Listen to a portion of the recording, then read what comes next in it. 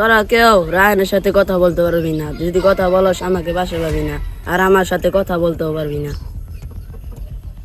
ওরা আমাদের জমি নিতে যাচ্ছে, সেজন্য বাড়িতে ঝামেলা হচ্ছে। মা বলছে ওদের সাথে কথা না বলতে।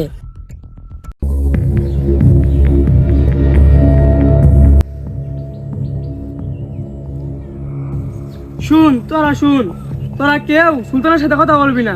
আর যে কথা বলাস তাহলে তোদের বাসা আমি নাই, আর আমার সাথে কোনো কথা বলতে পারবি না। পুনা তো চাচা তো ভাই, আবার কি হলো? যখন আমার আবার বিদেশ ছিল তখন আপার টাকায় খাইছে। দাদাদারি ছিল, এখন দাদাদারি নাই, তাই আমার আব্বা কমানো না।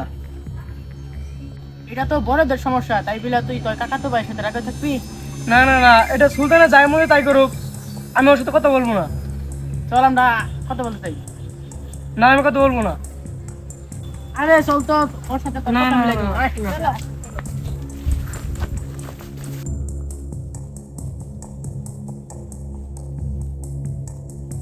শোন নাইম, আমি যখন বিদেশ গিয়েছিলাম তখন আমার কপিল ফোন দিয়ে বলতো যে তুই এইখানে আয়, এইখানে আসার পর তুই আমাদের মানে আমাদের সেক্টরে একজন অসুস্থ ছিল। তো অসুস্থ থাকার পরে আমার ওস্তাদের মানে আমার কপিল ফোন দিয়ে বলতো যে তুই আয়, আসার পর এই লোকটারে সুস্থ কইরা পরে তুই তোর দেশে পাঠাবি। আল্লাহ, এমন এক সমস্যার মধ্যে পড়ছিলাম, কইলে কি কবি, অনেক সমস্যা, বুঝছা? ভাই ও কি জীবিত আছে নাকি মারা গেছে? ওকে দেশে পাঠাইছেন না? হ্যাঁ, ওর দেশে পাঠাইছি, পরে তোর আত্মীয় স্বজনের কাছে নিয়ে গেছি। যাওয়ার পর ভাই যে একটা অবস্থা হয়েছে বললে কি করবি ভাই। আমি মানে কিছুদিন মানে এখন পর্যন্ত আমার গা শিউরে উঠে ওই কথাগুলো শুনলে। ভাই আরে ভাগনা, কি অবস্থা? ভালো আছো? ভালো আছি, তুমি ভালো আছো? এই তো আলহামদুলিল্লাহ ভালো আছি। তো বিদেশ থেকে আসলাম, আমার জন্য কিছু নিয়ে আসো নাই? আর নিয়ে আসছি, সমস্যা নেই, সকলের জন্য নিয়ে আসছি। বাসা থেকে আর বাড়ির সবাই কেমন আছে? বাড়ির সবাই ভালোই আছে। আচ্ছা তাহলে যাও। হ্যাঁ আচ্ছা, ঠিক আছে।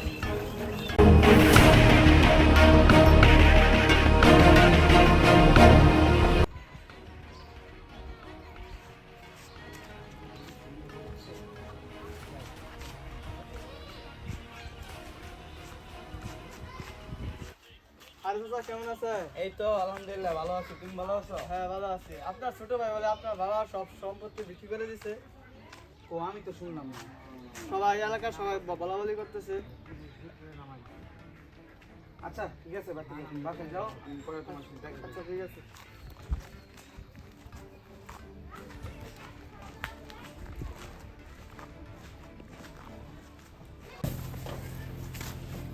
আর সাহেব এদিকে আয়। জি ভাই।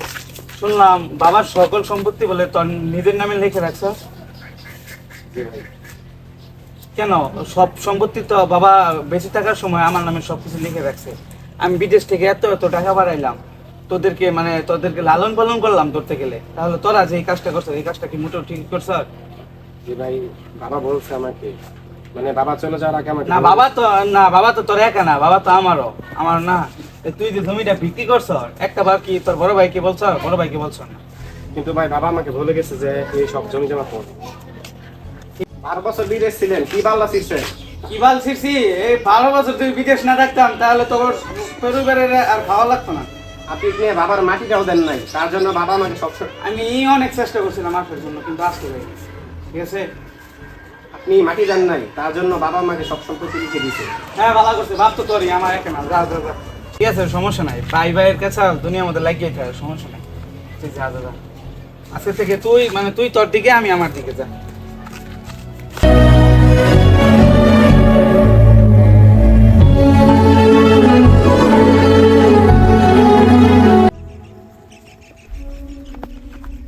ওই যে ওখানে রায়হান বসে রয়েছে, ওর সাথে কেউ কথা বলবি না। আর রায়নের সাথে মিটকে গেলাই।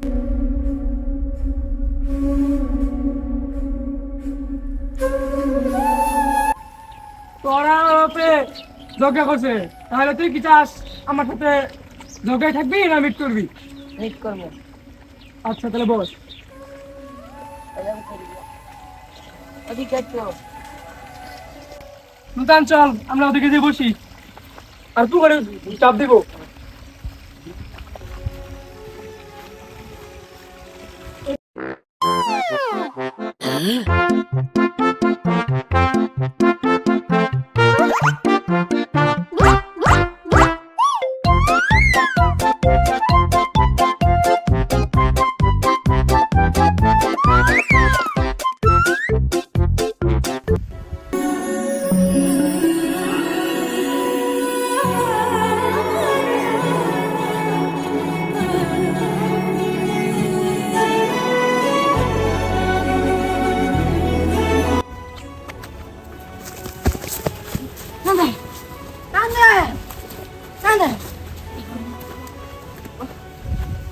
আটরান দে ভাই কি দে আটরান দে টান দাও ঘুরে টান দাও এই তো এই তো হইছে না আর হইছে না ডাইরেক্ট ভাই রায়হান রায়হান রায়হান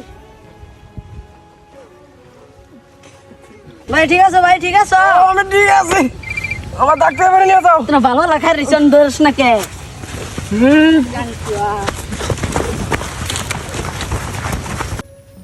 এ কি হইছে রে রাহানের কি হইছে পুরো বেড়ে গেছে